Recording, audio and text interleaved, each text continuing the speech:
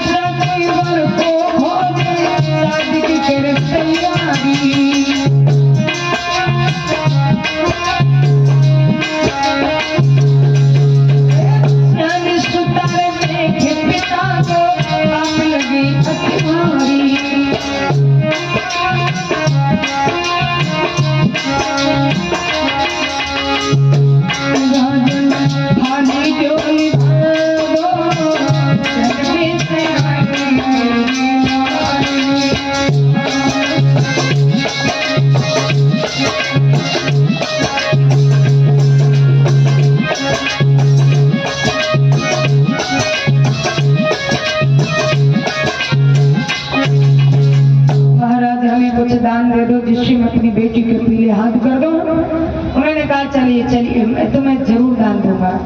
जैसे तैसे उन्होंने कहा कि चलो जो मांगोगे आप, मैं वही दे दूंगा। पर विश्वामित्र जो ये ब्राह्मण के वेश में है, कहने लगे हमें आजकल के राजा पर भरोसा नहीं है। भरोसा तो तब है जब हमें आप कुछ संकल्प कर दे। पिंडप बोले संकल्प क्या कर दो करुणा धाम, मेरे हाथ केवल कुंजी मारे लगाम। मेरे हाथ में कुंजी लगाम के सिवा कुछ नहीं है। जैसे उन्होंने कुंजी को देखा, ब्राह्मण देव ने समझ लिया कि अब इसी दत्त को जाने की सारी संपत्ति मिलेगी, क्योंकि ब्राह्मण का मस्तिष्क जो होता है बड़ा तेज होता है। लगे तो हमें कुंजी लगाम दे दो, दरवाजा भर दिया, संकल्प मंत्र पढ़ दिया, हम आपको दान देंगे देंगे अवश्य। घोड़े पर बैठ करके ब्राह्मण देव महाराज भी पीछे से आते हैं, बड़े भाव से उनको द्वार पर बुलाकर सम्मान किया और कहने लगे कि आओ बैठो आसन पे, और क्या इच्छा नाथ तुम्हारी।